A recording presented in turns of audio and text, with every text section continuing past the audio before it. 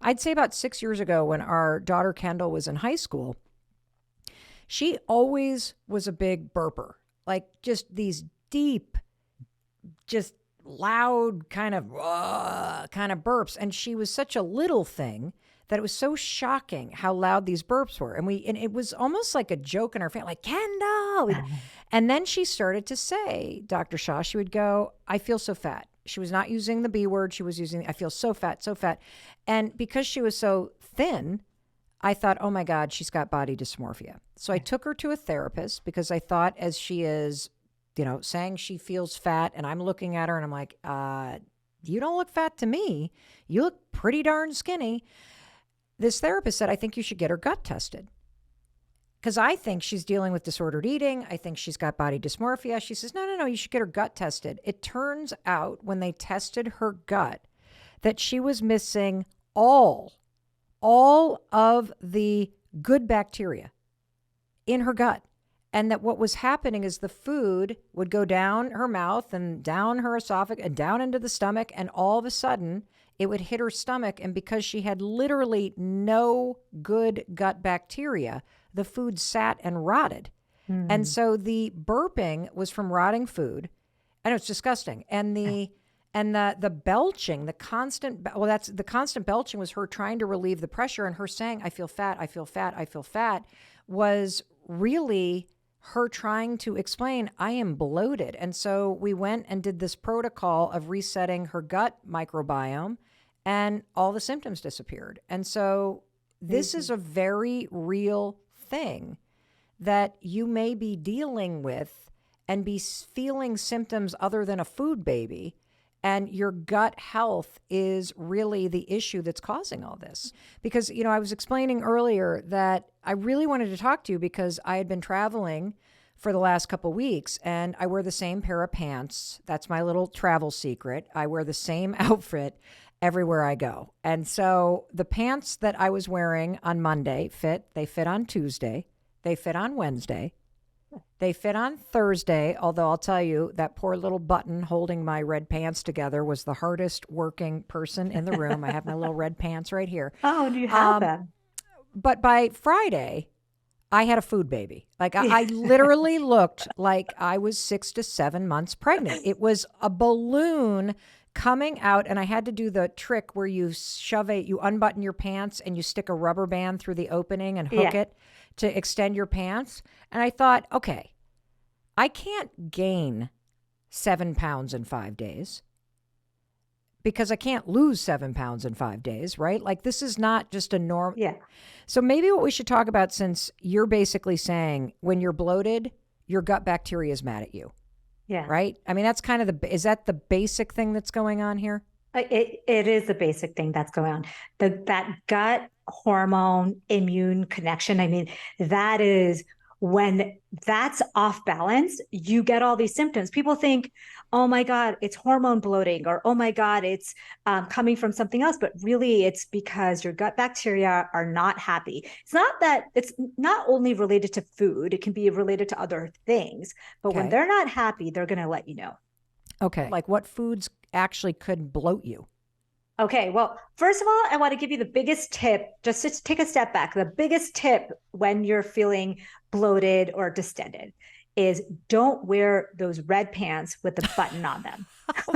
Like I can't tell you how many times I've traveled and, you get bloated because of the change in the air pressure. You're not able to go to the bathroom for a couple of days. It's like all of these things. You need stretchy pants for your travel. You need to swap those red pants out for something with a little more give.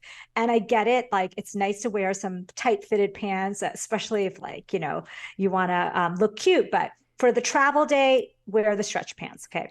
Got it. Okay, first of all, ladies and gentlemen, let's give a round of applause for Triple Bird certified Dr. Amy Shaw, who just told us all, soft pants, people, soft pants. You're traveling, you're feeling bloated. Let's get rid of the zippers and the buttons, soft pants. So I got it. I'm taking it away. I am following it. Yeah. And where, like you talked about the intestines and the stomach, is that where this is happening, or are there other parts of your body involved when bloat is happening to you? Yeah. From the minute you take food in, right? You're chewing your Mm-hmm. food, the bloating can start to happen there. We all know with gum, with sparkling drinks, these are foods that can cause bloating because you're swallowing a lot of air Wait, what? from the time you put it in your mouth. Did you know this? Gum causes bloating? Yeah. Did you not know this? No. So, Sparkling beverages causes bloating? yeah. um, What? I didn't. So yeah, you need to know this. This is why I'm telling you, this is the reset. So sugar-free gum, which is all gum now, right? You can't really get gum. I think Bazooka used to be like our gum when we were younger that had Mm-hmm. real sugar, but now it's all sugar substitute gum. And those sugar substitutes are very irritating to our gut bacteria. And just the act of swallowing a lot of air, when chewing gum, can kind of push that air down into all the way. It's one tube, right? So from your mouth to the esophagus, to the stomach, to the small intestine and the large intestine. So it's all one tube. So it can start from up there. Then you have people like us who are always in a rush and always eating too fast. And so it can even be an issue with just eating too fast, and it's going through that one system, that one tube from your mouth to your anus too fast, and you're not taking breaks and you're not chewing enough. And so it starts with, it's not just a particular food, it's just that you're eating food too fast, right? And then you have foods like the foods that you consider super healthy: Brussels sprouts, broccoli, cauliflower, cabbage. And Mel, you're being a great student. You're like, I want to eat all the fiber in one day. Yeah. And that is going to create a havoc in your gut, because your gut bacteria are going to be like, we love this fiber, but not all at once. It's like giving them too much work in one day, especially when they're not used to it.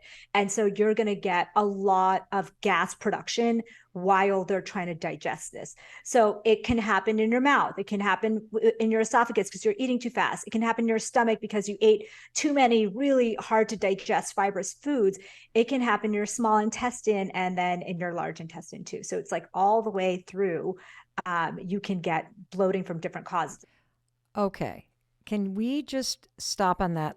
I have so many questions.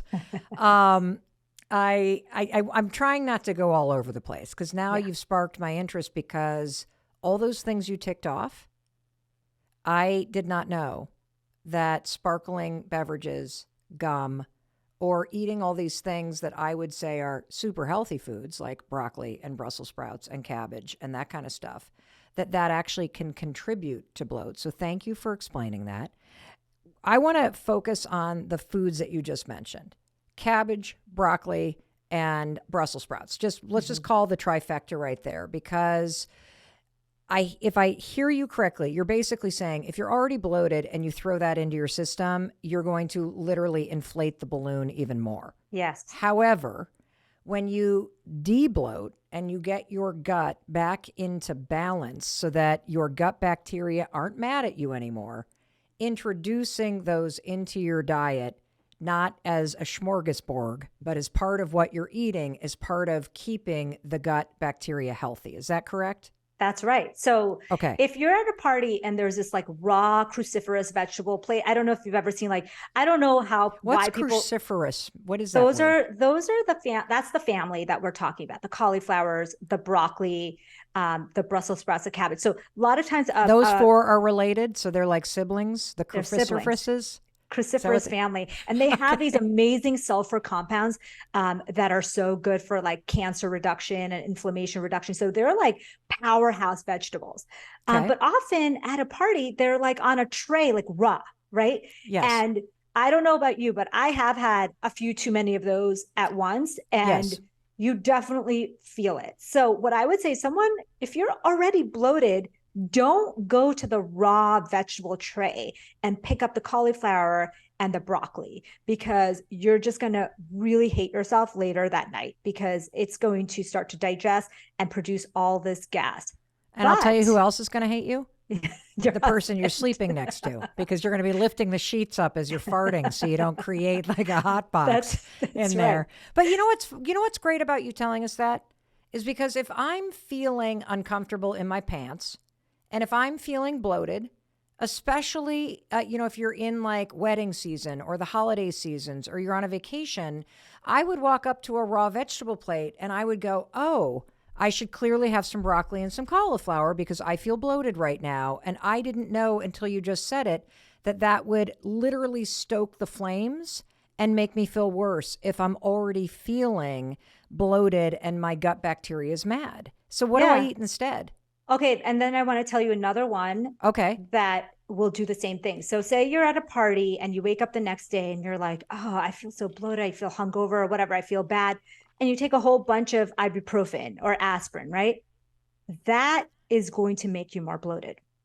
And a What? Lot of Why? people, This when is they my wake up, morning routine after a party. What are you talking right? about? So medications are a big cause of bloating, especially NSAIDs. So for What's for an NSAID? What do you mean an a non NSAID?